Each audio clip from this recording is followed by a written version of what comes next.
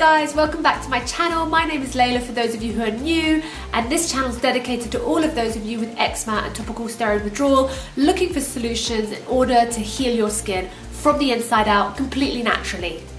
In today's video, we're following on from last week's part 1 of the eczema safe sweet treats. So in this video will be the part 2 of the eczema safe sweet treats, and in today we're going to be doing some Carob Brownies. And Carob is a supplement for chocolate. As chocolate is really high in histamine and is a releasing histamine, we need to avoid chocolate as much as possible, the dark chocolate. So we've come up with a Carob, and Carob is a substitute for chocolate, and you can find it in Australia, and it's actually from a natural plant. And we're going to be using Carob in order to make our brownies. Our second recipe is going to be a few Chia puddings, and we're going to adapt these with a little bit of Carob as well. And then we're going to be adding some blueberries and also perhaps some apple. In our third recipe, we're going to be doing some oat cookies from the Fischer Eczema Detox recipe book, which I've had for many years now, and I really love these cookies as they're great go-tos first thing in the morning. If you don't have time for breakfast, you can just put a couple of these oat cookies in your purse and head off if you need to, or just have them as backup snacks throughout the day if you're on the go.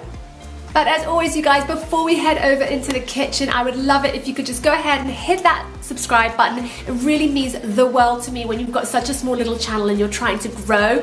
I think it's really important that if I can actually grow this channel and reach the audience that I need to reach with those of you who are suffering with eczema and topical steroid withdrawal, as I know there's so many more out there of you. So go ahead and hit that subscribe button. Give me a big thumbs up for this video, and also don't forget to comment down below and give me your feedback.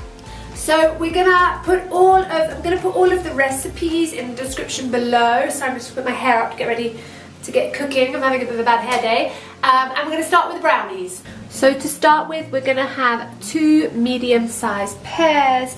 We're going to have 1 teaspoon of vanilla extract, and then we're gonna have half a cup of rice bran oil, she says, but I'm just using olive oil because I've run out of my rice bran. And the olive oil, she doesn't use it because in Karen Fisher's recipes because it's high in salicylates, but I don't have a problem with salicylates. My problems are histamine related.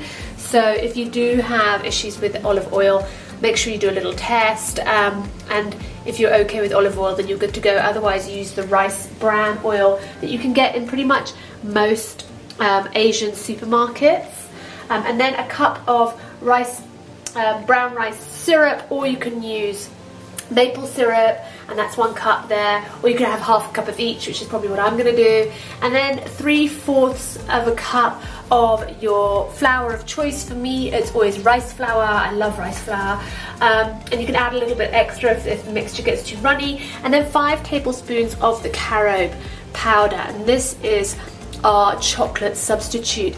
It's a carob bean that comes from Australia, and it's very similar to a cacao bean, but it doesn't have the high releasing histamine, which is great, so it's very eczema safe. And then after that, we have a 1/4 tablespoon of salt, and then 3/4 of a gluten-free baking powder, but I actually will probably use 2 baking powders because I find with the gluten-free baking powder that it doesn't really rise that well, and you need quite a lot.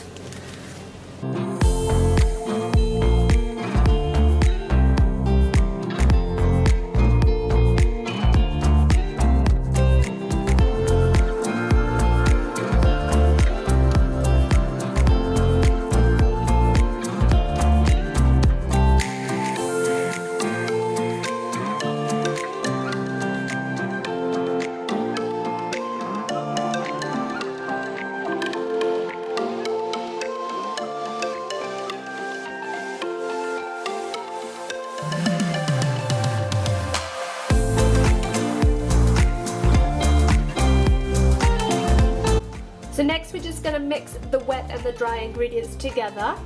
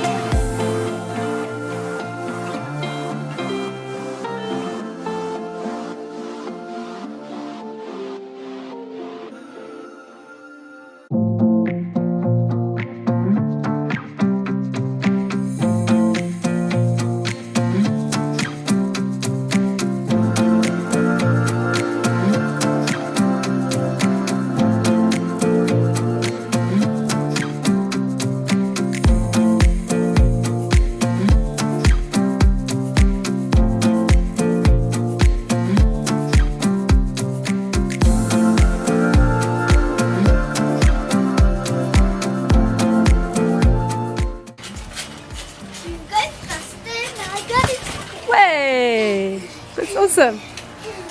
Super good, guys.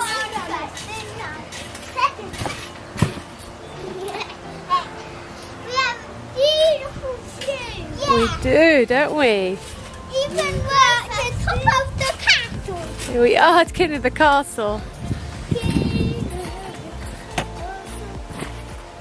So whilst the Carob Brownies are in the oven cooking, we're going to start off with the Oat Cookies, as those are a really good grab and go little snack that you can always have on you. I do really like the Karen Fischer book, The Eczema Detox. She's come out with a new one, but unfortunately it can't be delivered to France where I live because of some sort of shipping problems or something like that. But I've got her other two books which arrived to me fine, which I got a couple of years ago. But anyway, I'm looking forward to getting her new recipe book, but most of her recipes are all actually on her website, and I'll put them down in the link below as well, so you can check out a whole bunch of eczema friendly, TSW friendly recipes. I don't follow her diet though, I will make that completely clear to you guys. When I first bought her book, she did actually introduce me to what topical steroid withdrawal was at ECZEMA and the whole group. However, I've come to realise that in actual fact I don't have issues with salicylates. I find the diet way too constricting for what I was able to really do.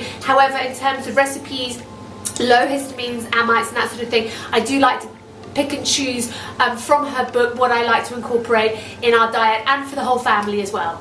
So this is the cookie recipe in her book, which is the Eczema Detox, but I have adapted it a bit because I can't actually have spelt flour. I have a reaction to spelt flour, so I'm using rice flour, and I don't have any maple sugar because I've never found it, so I've got date sugar instead.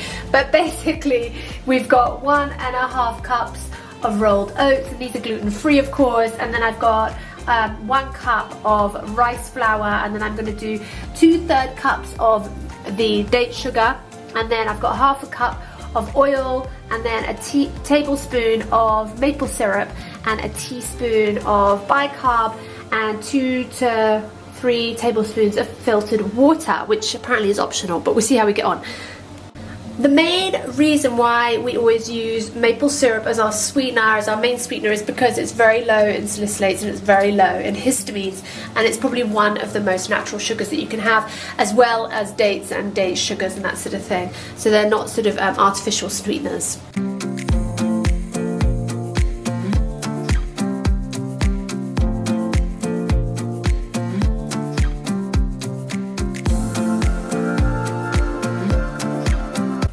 So I've got to put this ingredients on a high heat, which is the oats, the flour, and the maple syrup. So that's all going in here, and I'm just putting it on number 7.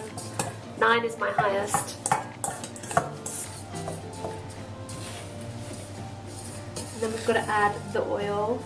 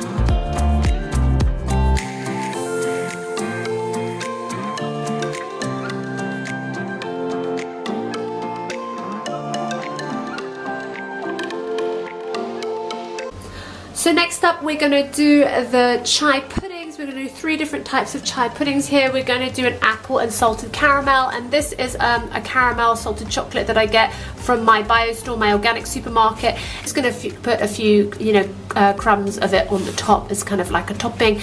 And next we're going to do a blueberry chai pudding, followed by a carob chai pudding, almost like a chocolate chai pudding there as well. So we're going to make the chai base first, and chia seeds are super high in omegas. They're really, really good for your gut. They're so good for you. I can't tell you how nutritious they are. And just adding these seeds into your daily regime is just a brilliant way of just getting that extra omega, which is obviously fantastic for your skin. So 1/3, 2/3, 3/3, and then we're going to add our milk.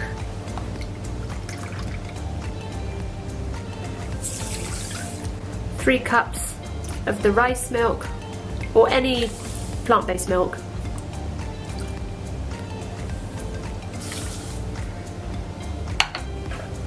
These chia seeds, what they do is they sort of have a reaction with anything wet, similarly like how we did our blueberry jam last week, and it will just create this sort of jelliness.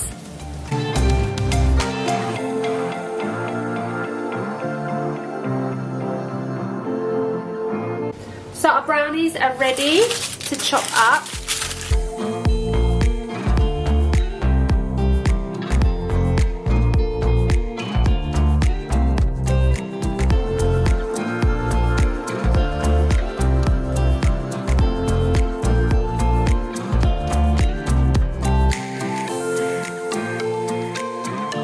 Did you just pinch one?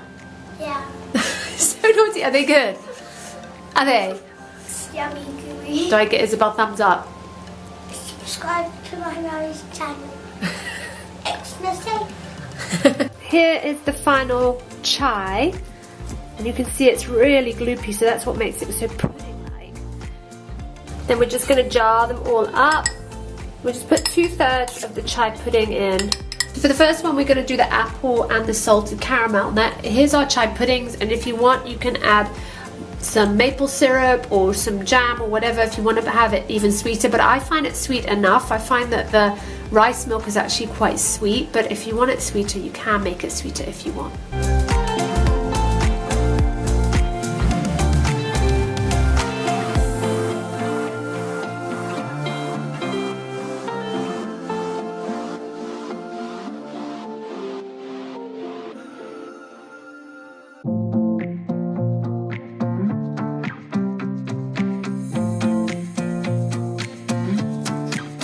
For the last one, we're just going to do it with the carob powder. Just going to put in 2 teaspoons carob powder. We're going to mix that in.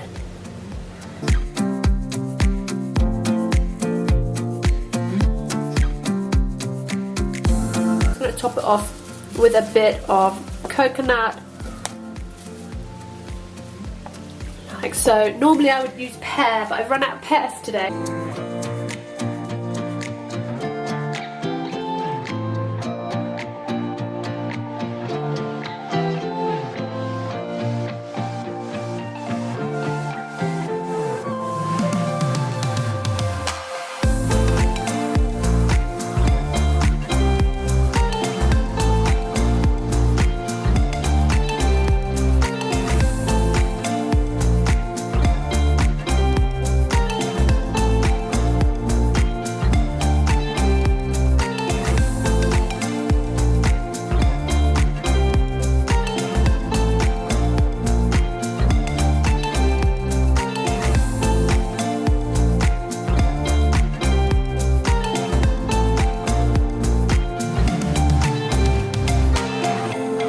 So Isabel, how's yours?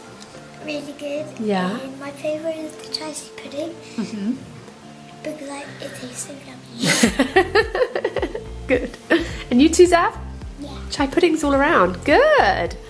So what do you prefer, Zav? Do you prefer the brownies or the chai pudding? The chai pudding. How come? Because I tasted it. Is it yummy? Yeah. You prefer it? Good.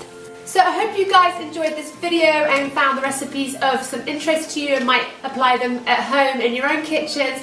But for us, we're just going to say bye-bye, and we'll see you guys in our next one. Bye for now! He's taken all the filling out and he just wants the chai. My good boy. Hey? That is so good. Well done. Do you like it? Yeah. Just like the chai on its own? Yeah.